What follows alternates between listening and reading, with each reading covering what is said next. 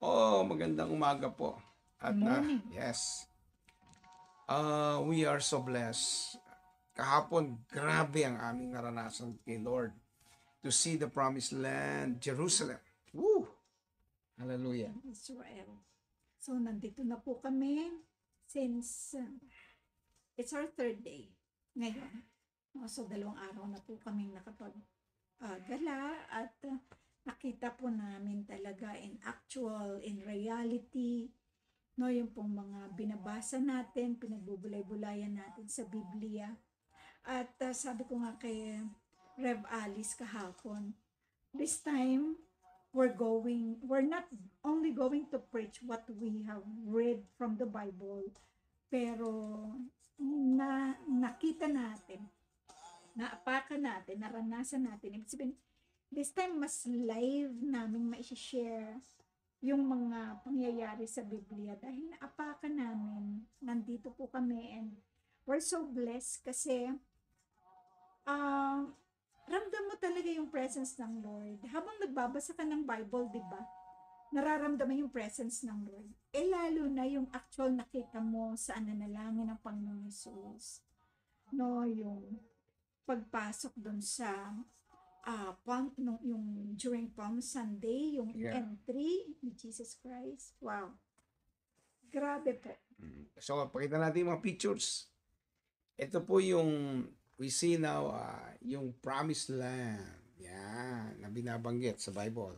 Amen. And we see yung actual na naging maganda na siya. Yung imagine mo, tingnan po natin yung mga lugar at imaginein mo na lang po na Isang dating disyerto. isang dating disyerto. Yan, isang dating disyerto. And now it looks like this. Grabe oh. Yan oh. Yan. Isang dating disyerto yan. Napakaganda pa na nagpapakita. At pagkatapos, yan ang kabuuan. Medyo paronamic, kaya medyo kakaiba ang dating. But, wow! From a desert place into a wonderful place. Paano kaya ginawa ng Diyos yun? Kasi Jeremiah 29:11, I know the plans I have for you. We want to remind every one of you that God knows His plan. From nothing to something. From nothing to everything. Grabe ang Panginoon. At nakita rin namin, beside sa pagbababa ka, may napansin kami ito. Yung tomb of the prophet. Hindi lahat alam yan. Tomb of the prophet. But we saw it. Ayan. Diyan po nakalibing yung nasa 50 propeta. At isa pong mahalagang pangyayari, ito pong bagay nito. Pagka binasa nyo po ito. Papakita ko lang ho. Yan. Diyan din po nakalagay si Prophet Malakay at saka si Prophet Hagay. Imagine these two prophets dito po nilibing sa lugar nito. Hagay and Malakay. Yan. And then, start na po tayo. At tignan po natin yung pagbaba. Pagbaba. Na tinatawag nilang yung Palm Sunday, yung big triumphal entry ni Lord. Sa gilid po niyan, yan po, nagsisimula na kaming lumakad, pababa, ay pababa po ng pababa yan. Tapos, pupunta sa triumphal entry. At may mapapansin po kayo dito na gusto namin makita ninyo. No? We want everyone to see. Dito po pumasok ang Panginoon sa gate na ito. Yan yung golden gate, the golden gate. Pero ngayon may takip na. Kasi ngayong panahon ito, ang nakakasakop ata, hindi ba? Kung hindi ba nakakasakop, ang nagpagawa na yung mga Muslim group. Kasi we saw itong lugar na to. Ito po yung kanilang simbahan na Muslim. Tawag ba dyan? Mecca? So yun yung simbahan nila. So, lakad lang ng lakad. Yan. Triumphal entry, yan pala pababa ng pababa. Pagkasama ang kabayo, asno, yan, pababa ng pababa. At kami po'y pababa rin ng pababa. Ayan. We keep walking and walking and walking until such time na sa aming paglalakad ay malayo ang aming narating. Siyempre, may konting pa-picture naman dyan. Ayan. Kasama namin yung mga iba't iba nating kapatiran. And keep walking. Ayan po, baba ng baba. At hanggang makarating po kami sa halos pinakababa. Tama? Garden of Gethsemane. Eto na, yung nakakaiyak na lugar. The Garden of Gethsemane. Nakita niyo po yung mga punong yan. Sa midst niyan, dyan si Lord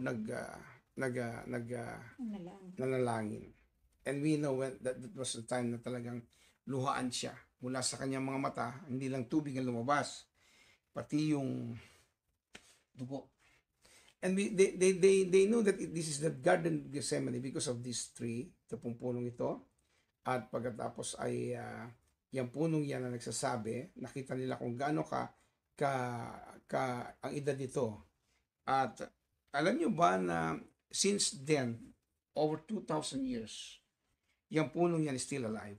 Namumunga pa ng olive tree. Kaya, ng olive yan, mga olives. Ayan. At, imagine niyo yung lugar pa lang yon, doon sila nagpe-press ng olive. And that was the place na si Jesus Christ lumuhod, nanalangin, napaiyak at Ama, pwede bang palampasin to? Para siyang pinipress, no? At sa kakapress ng kanyang luha, lumabas na rin ang dugo. And the same thing when that olive tree namunga, sabi nga nung aming tour guide, katulad din daw tayo, pinipress din tayo ng Lord. Hanggang lumabas yung magandang, masarap na lasa ng olive, ng oil. Kapatid, si Jesus dumaan dyan. Dadaan ka rin. Hallelujah. And then we went to the old roads. Ito, yung old roads, sarado na yan actually kasi binago nila. So, pero andyan pa yung mga sign ng lumang daan na pinag-anuhan ng Panginoon. And ayan, tawag nga nila the Western Wall. At papunta naman tayo doon sa tawag nating ano yan? Wailing Wall. Yung pala, pagpapasok ka, kailangan pala ay maghugas at meron pong tamang sukat ng paghugas. May tamang sukat ng paggamit, no? Hindi basta-basta ginagawa. Kaya mahalaga yung pagganyan. Tapos magsusot ang mga kalalakihan niya yun sa ulo po namin. Ayun po yung Wailing Wall. At kami po pumasok sa bandang loob doon, na kung saan yung pinaka-old wall na nagsisimbolong yun talaga ang Wailing Wall ay napasok po namin. So, praise God. Nakakaiyak. Talagang wailing. Ang dami niyang prayer request kay Lord. Ako rin, Ako simple lang ang aking prayer request. At sinulat namin sa papel, inilagay po namin dun sa mga walls na yan. Pero hindi po kami dito nagpunta. Doon po kami sa pinakaloob, yung sabi na yung original wall na tinatawag. At sila Pastor Wesa, dito naman sila sa kabila. Kasi hindi pwede magsama ang babae at lalaki sa pananalangin dyan sa Wailing Wall. At meron po nakakagulat na bagay. Do you remember Nehemiah, Ezra, sila yung nag-build ng wall. Rebuilding the wall. And we saw this. Ito po yung actual na wall na noon, ganyan kakapal yan. Halos kasya ang isang sasakyan. Mayroon pang space. Yung kanila palang ni-rebuild na wall. Ibinagsak na po yan. Naglagay ng bago ang mga Muslim groups. Imagine those places at kung paano sila Jeremiah ay dumaan. Tapos, naglagay. Tapos, ito pa po yung ito na po yung bagong daan na ginawa nila. Tapos, from that place, ito naman yung luma. Nakaano na lang siya, meron na lang rails doon, tapos parang itinabi, pero gusto lang ipakita pa rin sa tao. So, meron ng bagong daanan doon sa lugar na yon. Yan, tinuturo ni Pastor Wesa, yan po yung lumang pinagdadaanan. Yung daanan po dun sa Jerusalem. Tapos nagkaroon na ng bago. Tingnan niyo po yung bagong daanan nilang ginawa, no? And look at this. Nakakatuwa. Ginawa ko po kasi yung wall na ginawa nila ngayon is still being blessed and touched by God. So ang ginawa ko po ay dinantay ko yung likod ko. Malamig siya sa panahon ng summer, lumalamig. At panahon ng winter, umiinit siya. Nagbibigay siya ng init, nagiging warm. And that was really amazing. When there is God's anointing, kayang gumawa ng Lord sa kakaibang pangyayari. At ganoon ang kaya niyang gawin. And ito po yung replica ng kumpletong Jerusalem. Ito po yung tinatawag nating yung kung saan sumasamba. Andiyan yan yung tabernacle, yung pinaka temple ng noon. Nawala na ngayon, ano? Holy place. Ang holy place. At dito sa area ito, dito ginad si Jesus Christ. Sa area dyan, yung tungkol kay nung si Pilate, yan, sa area yan, dyan po sila sa ginadge at ipinakita at pinagpalit siya kay Barnabas. And Barnabas tama, no? Yeah. Barabas pala, sorry. Hallelujah. Mga antok pa kami. Hallelujah. And these are the scrolls na lahat ng scrolls na naitago nila mula pa doon sa mga ancient scrolls, nilagay nila diyan yung sa salt, Dead Sea salt, nandiyan din siya. Lahat pa po ng scroll na nakita. At diyan po nilagay yung mga sulat ni Isaiah. Kompleto po yan. Grabe si Lord. Meron din kami gusto ipakita. Medyo mag-extend lang tayo ng konti. Ito. Ang napakagandang parliament ng Israel. Walang kagwardya-gwardya, walang katao-tao. Pero ang gamit nila ay mga sophisticated CCTV. At kahit walang basta makakapasok. Pag pinasok mo, bakit nila ginawa ito? Ito pala yung napaka-powerful na lugar. Not first, it can be second, powerful place na kahit saang bansa at kahit ano, kayang kumilos nila through this place. Yung parliament yan. They're not just talking at ayaw sabihin nga yung mga bagay na yun, but there's a lot more. Yan, yung sa parliament, nakalapit naman kami ng konti, tapos kinukwento sa amin nung aming tour guide. Financially, everything, kontrolado po. At ang Israel po, may malaking ginagampanan tungkol doon. And he's even saying na Israel was a powerful nation and to the whole world. Grabe. Ito naman yung binigay ng British na, ano tawag yan, Sudan? Yung Menora. At andyan dyan lahat, makikita nyo po yung may mga, pagka inilapit po yan, mga curvings po yan, parang treaty to ng yan, parang treaty to ng British. Andiyan po yung picture ni David, andiyan yung kay Moses, yung kay Abraham, andiyan po lahat yon. Tapos ito po yung dahilan na para iparamdam nila ang kanila. Kasi dati naging under yata sila ng British, kaya ang dami gusto sumakop sa Israel. Grabe. Yan, may makikita po kayo sulat doon sa baba at nakasulat doon kung anong meron dyan. Ngayon ang tanong, balik po tayo sa topic natin. A big question is that, anong resulta sa plano ng Panginoon? Anong naging resulta nito? Ito po'y, ang resulta nito ay ang walang hanggang plano para sa lahat, which we call eternal life. Grabe ang resulta nito, ipinapadama sa atin na may naghihintay na buhay na walang hanggan. Ako, si Pastor Wes at kayong lahat dyan, buhay na walang hanggan kung paanong sa loob ng mahigit 3,000 taon, ayan, sinimulan ng Diyos ang kanyang pangako kay Abraham, hanggang ngayon tinutupad niya. No? Grabe po ang Diyos para sa Israel. Kaya nga sabi ng Jeremiah 29:11, "For I know the thoughts and plans I have for you, says the Lord, thoughts and plans for welfare and peace, not for evil, to give you hope in your final outcome." Final outcome. So, God is looking forward on this in our lives. Dahil dito, siyempre, we were strengthened and inspired. Ang makita mo ang Israel, makita mo yung ginagawa ng Lord na binabasa mo sa Biblia.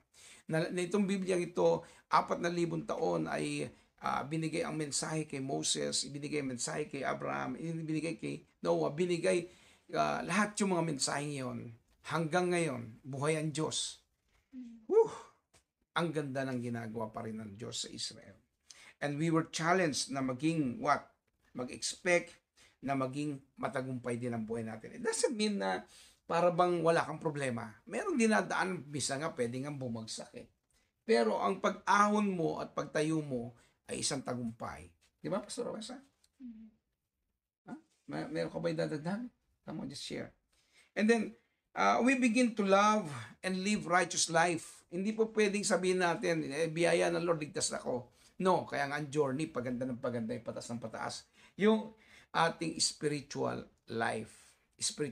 It doesn't mean that you will stick on it or being stuck on that situation that you're not growing. You need to grow. Sa spiritual life mo, kailangan mag-grow. No? Pastor Wesa? And the last part is that meron pong restoration at revival na darating. We should wait on it. We should expect on it. Merong revival. Merong restoration. I saw Israel. Pastor Wes saw it. And then, what you can say? Sweetheart? Sobrang ganda, di ba? Napakaganda. Ang prayer po namin makarating kayo nang maranasan niyo yung mga naranasan namin. Yung ang unang dating ko napaiyak nga ako Di ba? Nakita mo yung Pastor Wes. Nag-dinner kami, umiiyak to. Sabi ko, bakit? Yung unang gabi namin pagdating dito, naiiyak ako kasi I cannot imagine na dinala tayo ng Lord dito sa Promised Land. Kaya, So, ako po, personally, yung dealing ng Lord sa akin, dun sa pinag-aaralan po natin, nabanggit ko na ng mga previous days. Pagka si Lord may plan, 'di ba? May provision. Pag si Lord may plan, may protection. Pag si Lord may plano, basta lahat ng plano niya, sigurado po, pagtatagumpayan tayo ng Panginoon. amen. Just keep smiling. Be happy. And then, kung may pinagdadaanan ka, think about the promise of God. Amen. The final outcome. Yun ang gusto niyang magandang mapunta. Hindi naman ho tayo tumitigil sa problema. Hindi tayo tumitigil sa pagsubok. Hindi tayo tumitigil sa mga nararanasan natin yan. Kung ilang beses man tayo bumagsak, alam ng Diyos ang kanyang gagawin sa ating buhay. Basta may plano ang Diyos sa iyo. Kung nagawa niyang magandang Israel ngayon, mula sa disyerto hanggang ngayon, ganun din ang buhay mo. But it's not an easy way. It's not an easy way. You go through a lot of things. Walang shortcut. Remember, lagi natin inuulit ng aming di ba? You need to sow. Kailangan magtanim ka. And then you will reap. So what you sow, you will reap. Mahalin natin ang ating mga magulang, mahalin natin mga namumuno sa atin, mahalin natin mga pastors, mahalin natin yung mga bishops natin, mahalin natin sila.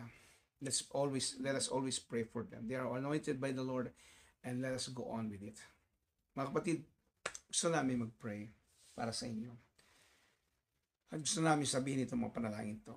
Panginoon, ang lahat po ng mga tao ngayon na maraming dinadaanan at pinagdaraanan, lagi mo idikdik at ilagay sa isip nila. Grabe ang plano mo para sa kanila. Gusto namin makita na ang buhay nila ay pinagpapala dahil nagtitiwala sila sa iyo. And we still stick on. There will be a great revival. There will be a great restoration. I-restore mo ang Israel, i-restore mo ang buhay namin sa kalagayan na kami ay kagamit-gamit at nagiging pagpapala sa iba. At i-revive din ang maraming tao sa magitan ng buhay namin. Thank you for your words. I declare right now na lahat din po kayo na nakakapanood ito, you will have the chance and even the privilege to be here in Israel. Father God, we thank you so much. Bless each and family, Lord, na nakapanood at gusto pong maranasan ang ginagawa mo. We give you praise, honor, and glory on this. In Jesus' name. Amen. Amen. So, Pastor Wesa, baka meron kang gusto pang idagdag o share pa, di ba? Hallelujah.